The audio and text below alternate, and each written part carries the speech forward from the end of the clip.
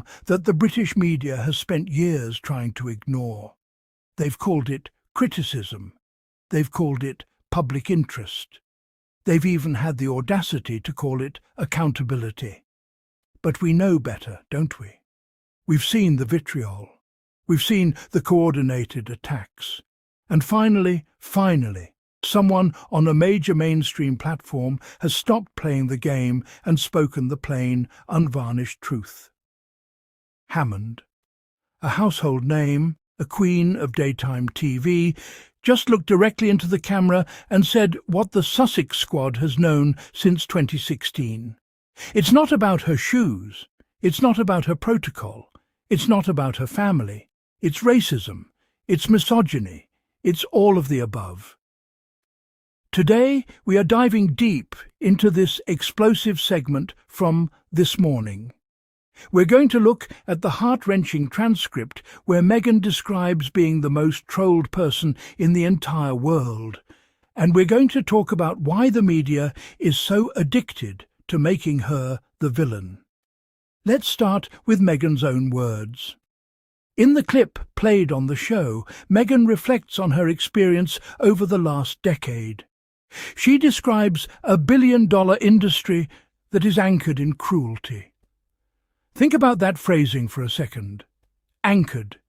It means the entire ship of the British tabloid press doesn't stay afloat without the weight of their malice toward her. She mentioned that for a time she was the most trolled person in the entire world. Not just in the UK, in the world, man or woman. Can you imagine the mental fortitude it takes to wake up every morning knowing there is a global digital lynch mob waiting for you to breathe the wrong way? And she's right about the clicks. Every time a tabloid writes a fake story about her divorce or her difficult nature, they aren't reporting news. They are farming hate. They know that the haters will click to feel validated, and the supporters will click out of outrage. Either way, the media gets paid. Meghan is the golden goose of the outrage economy, and she's calling it out for what it is, a business model built on the destruction of a human being's mental health. Then we have Bryony Gordon, who has been a rare, consistent ally in the media. Bryony's testimony in this transcript is moving because she speaks from personal experience. She's been behind the scenes. She's seen the tears. She tells the panel, "What I know of Meghan bears no resemblance to this kind of villain that has been created in the comment section." This is the core of the problem. The media didn't just report on Meghan, they authored a character. They created Meghan the diva, Meghan the social climber, Meghan the manipulator. But Bryony reminds us that when the cameras are off, she's just a person who was crying on a friend's shoulder because the world was being told she was a monster. Bryony asks the most important question of the whole segment. What has she ever done, really and truly? Has she murdered anybody? No. The crimes Meghan is accused of are usually things like holding her baby bump too much, or liking avocados, or wanting a bit of privacy for her children. When you weigh the offences against the level of vitriol, the math doesn't add up. Unless, of course, you factor in what Alison Hammond pointed out later. Now, this part of the transcript really hit home for me, and I bet it hits home for many of you watching. Bryony mentioned that she gets trolled by proxy just for defending Harry and Meghan. How many of you have experienced that? You post a nice comment on Instagram, or you share a positive story about their charity work, and suddenly your mentions are flooded with bots and royal fans calling you every name in the book. It tells you everything you need to know about the anti-Meghan crowd. They aren't interested in debate. They are interested in silencing anyone who challenges their narrative. It's a cult of negativity. They want to isolate Meghan so completely that even her friends and supporters feel too intimidated to speak up. But as Bryony said, the fact that people get abused just for being kind to Meghan is, quite frankly, pathetic. Now, let's talk about Charles, the former MP on the panel. He tried to offer the typical stiff upper lip advice. He said his wife told him to stop looking at the machine, referring to his phone, and that solved his problems. He suggested there's an alternative to getting deep into it. Just don't look. Bless his heart, but this is such a privileged, narrow-minded take. Alison Hammond and Bryony Gordon immediately shut that down, and rightly so. As they pointed out, it's like knowing people in the next room are shouting horrible things about you. Even if you don't open the door, you can hear the noise. You can feel the vibration. For Meghan, it wasn't just a few mean tweets. It was drones over her house. It was her father being harassed. It was paparazzi chasing her through New York. You can't just ignore a billion-dollar industry that is actively trying to dismantle your life. Telling a victim of global harassment to just don't look at your phone is the ultimate form of victim blaming. It shifts the burden of the abuse onto the person being abused, rather than the people doing the abusing. And then we get to the moment that went viral.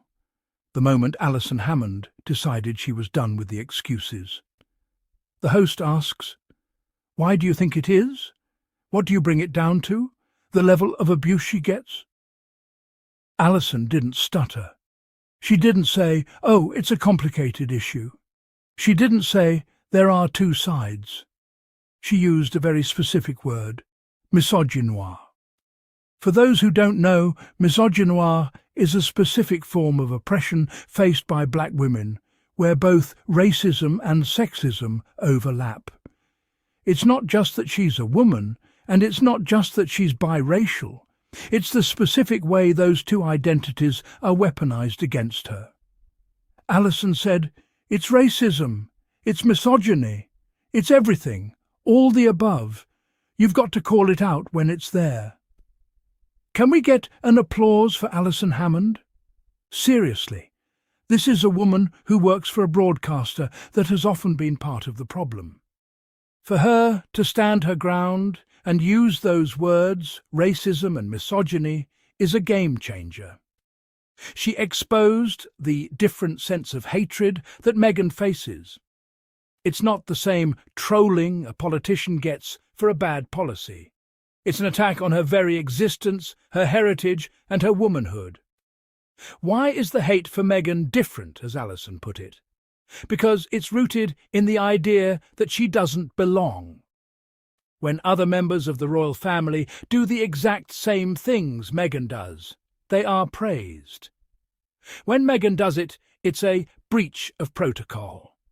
We've seen the side-by-side headlines. Kate eats a lemon. A sweet treat for the Duchess. Meghan eats a lemon. Meghan's sour attitude linked to unethical farming. It would be funny if it wasn't so calculated. The goal was always to make her feel unwelcome until she left.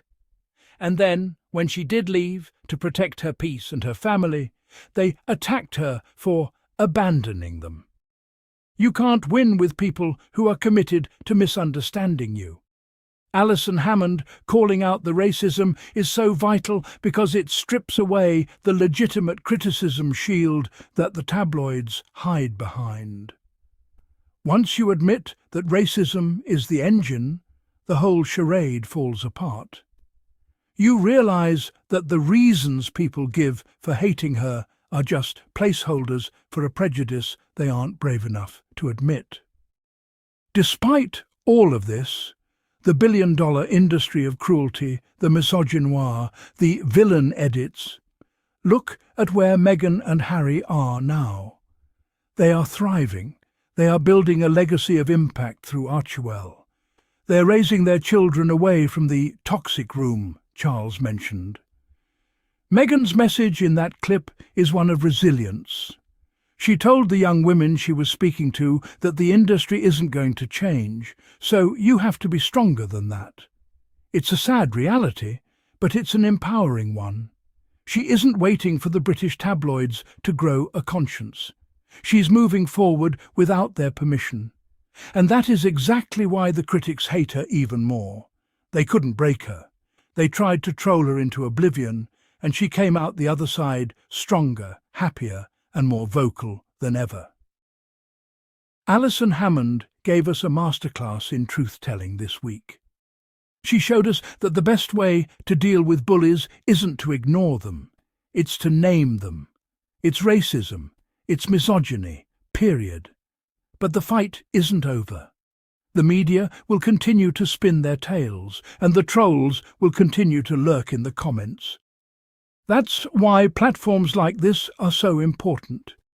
We need a space where we can celebrate the Sussexes and hold the MSM accountable for their bias.